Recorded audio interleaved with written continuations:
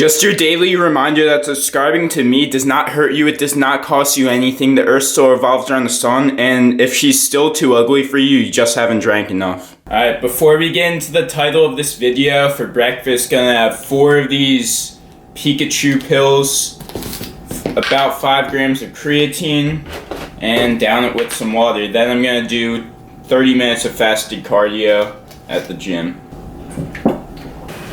Alright, before I delve into this topic, let me toss up a video of me benching 255 still drunk. Anyways, does alcohol affect your gains? Fuck yeah, it does. So, when you drink a lot of alcohol, and I'm not, for the purpose of this video, this isn't like a 2 to 3 standard drink night. This isn't like a pussy night. This is a full send night.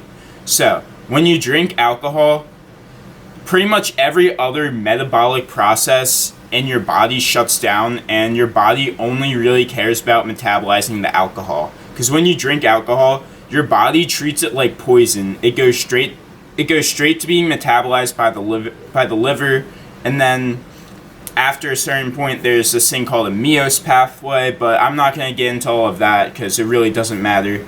All you need to know is that when you drink alcohol, muscle protein synthesis goes down the toilet. Your testosterone levels drop by at least 50%. If you ever had whiskey dick, that's why. You have, like, no testosterone. But it's not permanent because testosterone regulates itself on a diurnal rhythm, so it fluctuates up and down on a 24-hour basis. Unless you're on TRT. In that case, go for it. I'm not sure about the science behind, like, drinking on TRT, but it would probably be more safe than drinking naturally. One more thing I forgot to mention, do not eat after you drink. That's the dumbest thing that you can do, because all your metabolic processes stop, including fat oxidation, so pretty much any food that you eat when you're fucked up is going to be stored as fat. Besides hindering muscle protein synthesis, the other effect of alcohol is major dehydration. And to compensate for this, I drink so much water. If I'm drinking, I drink as much water as possible before, like literally chugging to the point where you're pissing like every 20 minutes. As much water as possible while I'm drinking, if it's available to me. And after I'm done drinking, I'll literally chug water until like I have a food baby and I can't even think straight because there's so much water going through my system. Then you wake up the next morning, you're not hungover at all, and you can hit the gym.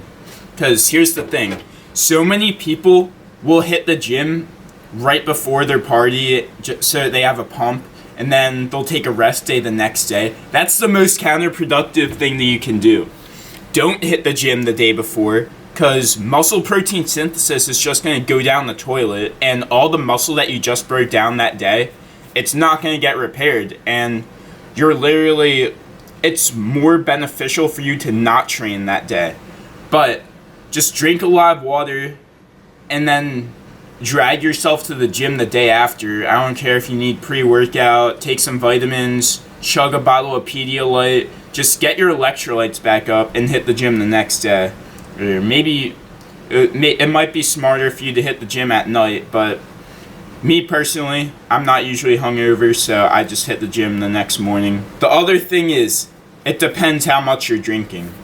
If you drink on weekdays, then you're not a gym bro. Only drink on weekends and as little as possible, I'd say. If your only goal is like bodybuilding, like if you do bodybuilding for a living and all you want is your physique to be optimal, then you wouldn't drink at all. Like, I'm planning on doing a competition prep this summer, and no, I'm not going to drink at all, because it's counterproductive. But if you just want to look good and live a fun, healthy lifestyle, not really healthy, just live a fun lifestyle and look good, then yeah, you can get away with drinking on weekends, every other weekend, once in a blue moon. It really just depends on having a risk mitigation plan to compensate for the alcohol that you're putting in your body.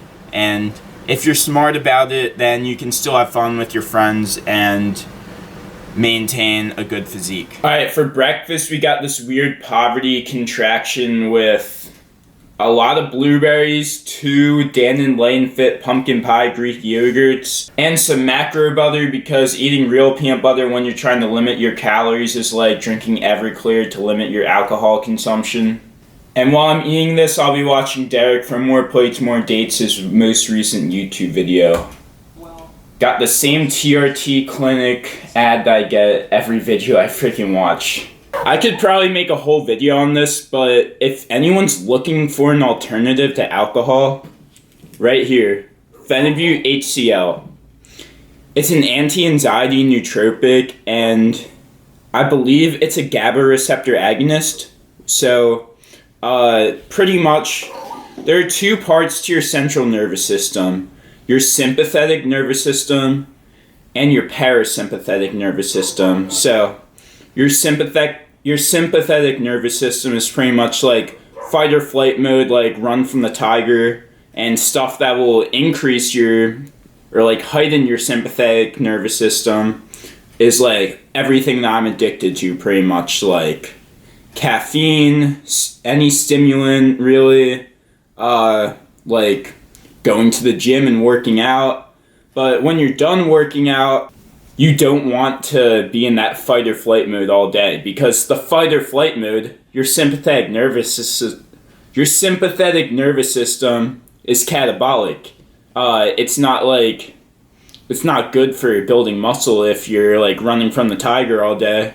Your body builds muscle when it's in that parasympathetic state, which it's also known as like the rest and digest state.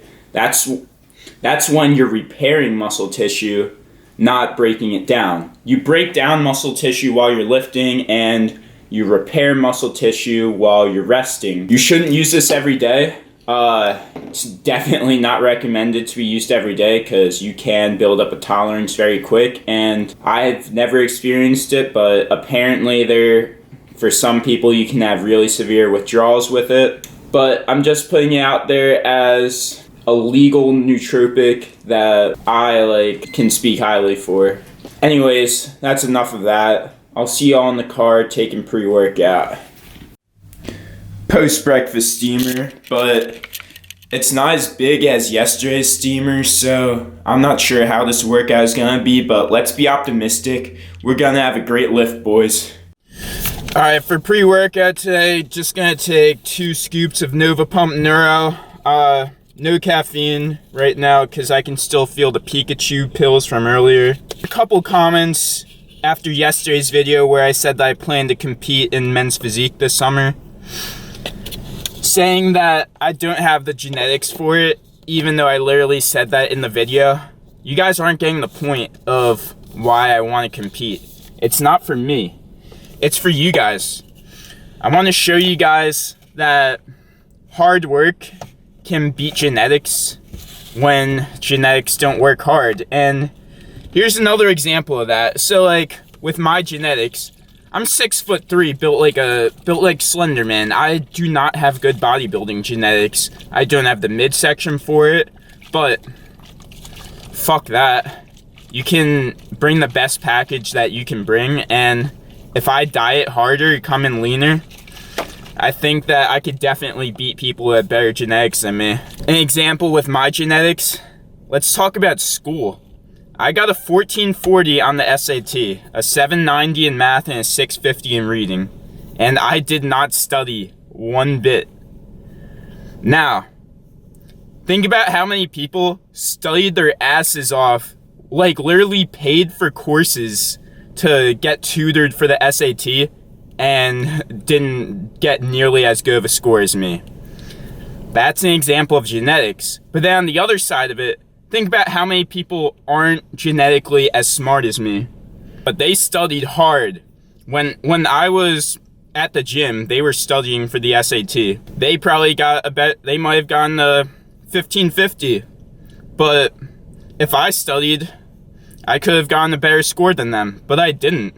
I dropped out of the med program at Penn State to be a nutrition major so that I could pursue social media full time. There's gonna be someone that becomes a doctor who might not be as smart as me. but he worked harder than me. And that's why he's gonna be a doctor and I won't. So the point is, if you're passionate about something and you want to be the best at it that you can be, you can do it. Just because your genetics are good for one thing, if you're not passionate about that, then you don't have to pursue it. I wasn't fully passionate about taking my academics to the top level, so I didn't pursue that. I mean, I'm still in 4-year university, but I'm doing what makes me happy. Someone asked me what my goals are for the competition, and I said 5% body fat with as much muscle on my frame as possible. Because I'd say that's about like the leanest I could be without dying. And that's what wins competitions, being more shredded. The dudes with better genetics aren't gonna diet down that hard because they don't feel like they need to. I'm gonna put in the work in the kitchen and the gym when they feel like they don't need to. And maybe they don't need to. And that's just how life goes. You can say that it's not fair, but you know what? Tough shit. Life isn't fair. People are going to be better than you when they didn't try as hard. All you can do is do your best. Bring your best package. Study as hard as you can study. Watch that pre-workout. The end of the message for this little talk: be the best you that you can be. Don't give a shit about anyone else. Let's have an amazing lift, boys!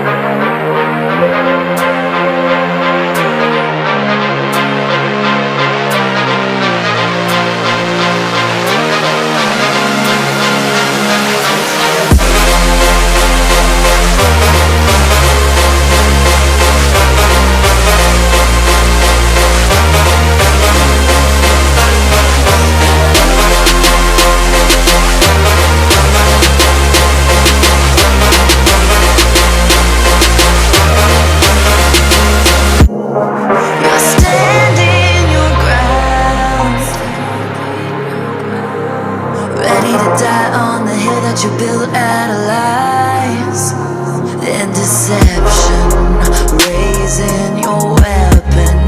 Every word you speak dripping with venom. You're playing with fire, preparing for war. I'm ready to settle the score. You're sounding the alarm while I'm trying to in the calm before the storm.